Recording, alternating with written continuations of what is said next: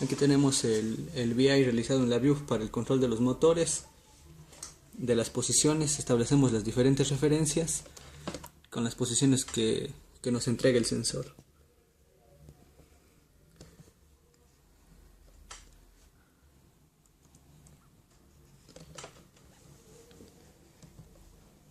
Explicándoles el VI realizado, eh, creamos una base de datos en donde construimos las 16 posibles posiciones a donde podrá dirigirse el sistema del robot cartesiano. Por ejemplo, la primera, que es las distancias hacia la primera probeta, que es de un sensor de 20 en X y 35 en Y. Y así para todas las señales. Por ejemplo, la más lejana, donde tenemos 35 en X y 20 en Y. El siguiente paso fue crear una variable local de estas posiciones en un arreglo, y ese arreglo transformarlo en un string que posteriormente escribiremos en el algoritmo realizado en micro C del PID. Y de esa manera modificaremos las referencias para lograr los movimientos en X y en Y. Vamos a explicar el almacenamiento de las variables, de las referencias creadas en la view con las variables creadas en micro C.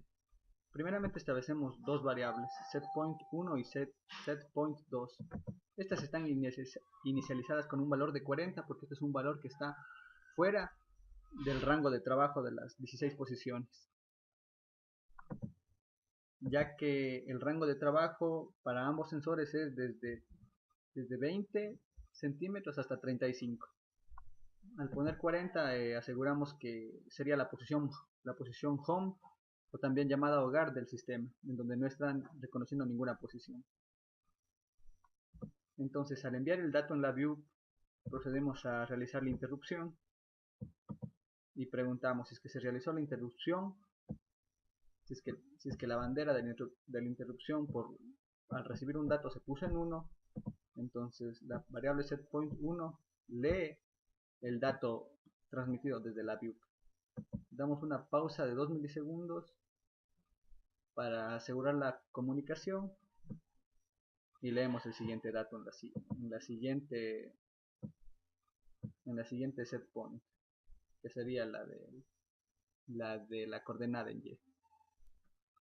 Bien, a continuación vamos a explicar el funcionamiento del programa que nosotros hicimos. Cabe recalcar que nuestro sistema consta de dos controladores, para un motor en el eje X y para un motor en el eje Y. La señal de control establecida para estos controladores va a ser un PWM, la que va a controlar a los motores. Aquí nos surgió un problema debido a que el módulo PWM no podríamos usar para los dos motores. ¿Por qué?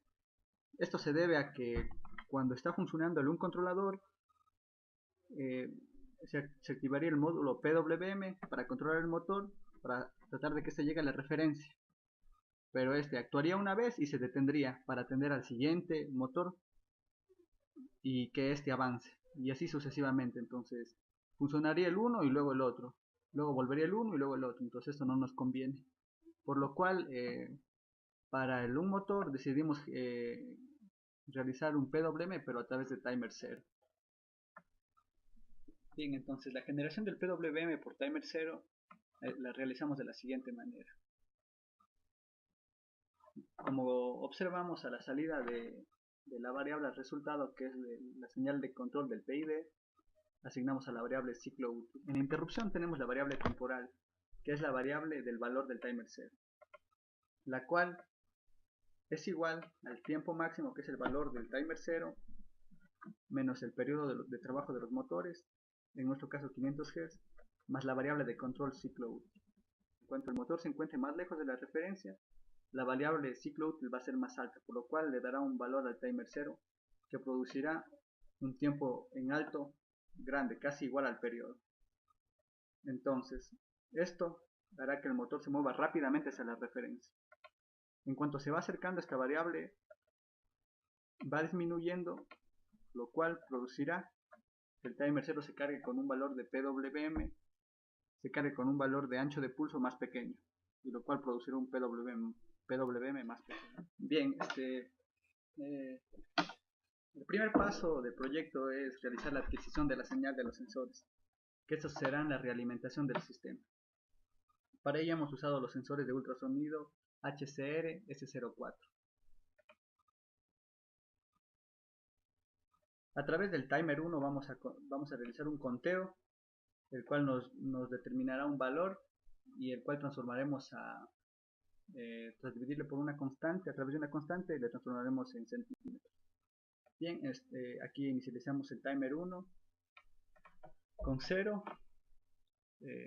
Cabe destacar que este sensor consta de un pin de trigger y uno de eco. El trigger es el que envía un pulso y el eco es el que recibe. Entonces la idea sería enviar el pulso de 10 milisegundos que es aconsejado en el datasheet del sensor y recibirle en el puerto, en el eco. Entonces esto lo realizaremos a través del puerto B0 y la generación del pulso, y para recibir a través del puerto B1. Entonces tenemos que activamos el sensor, esperamos 10 segundos a que reciba la señal que conectamos al pin B1 y activamos el timer. Entonces ahí realizamos el conteo. El timer se detiene cuando llega el pulso al puerto B1. De esta manera tenemos la variable A, donde le asignamos la variable alta y la variable baja del timer.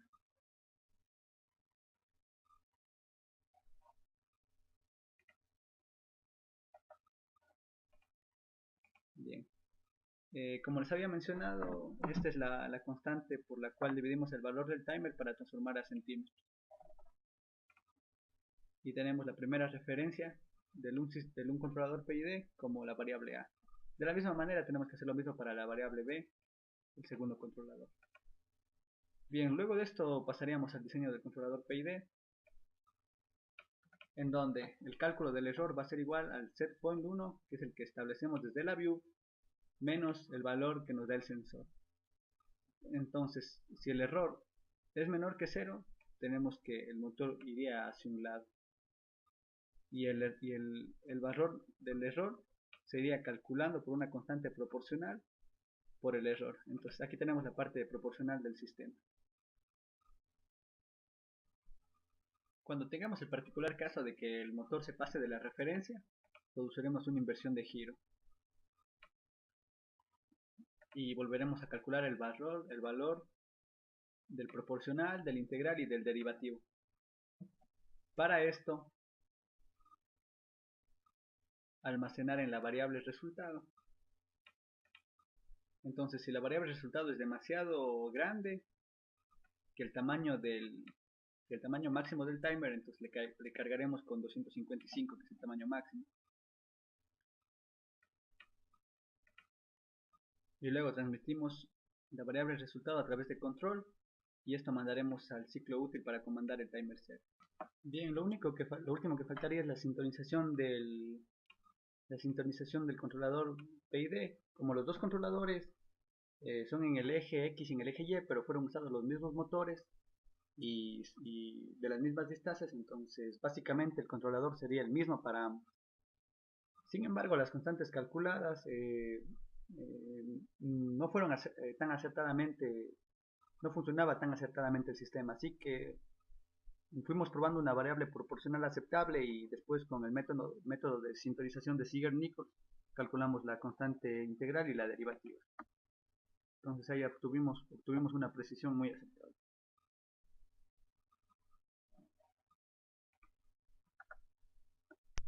Una vez programado el PID y sintonizado, calculado las constantes, el siguiente paso es realizar la comunicación serial. Entonces, lo primero que hicimos fue configurar los puertos virtuales para poder simular si es que estaríamos haciendo correctamente.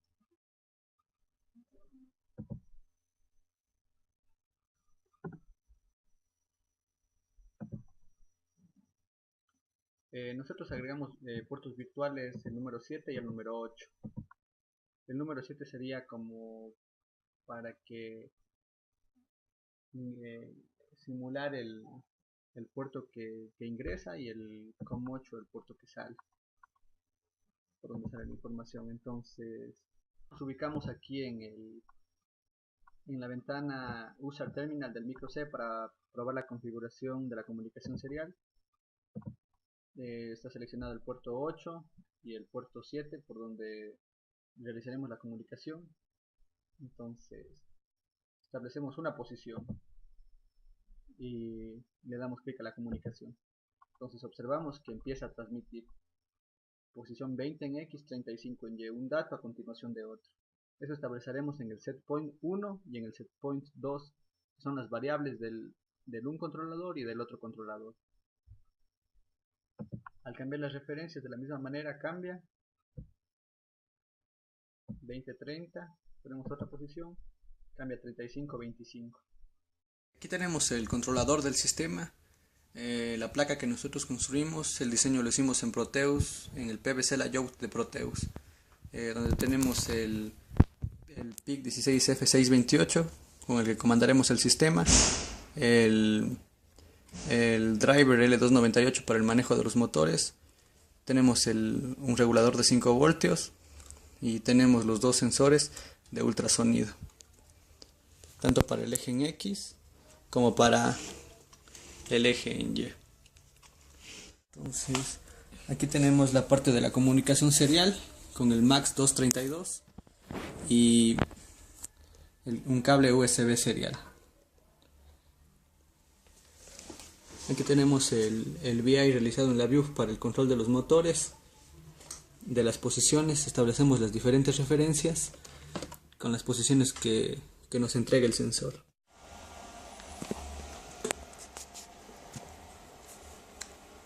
Posición 1.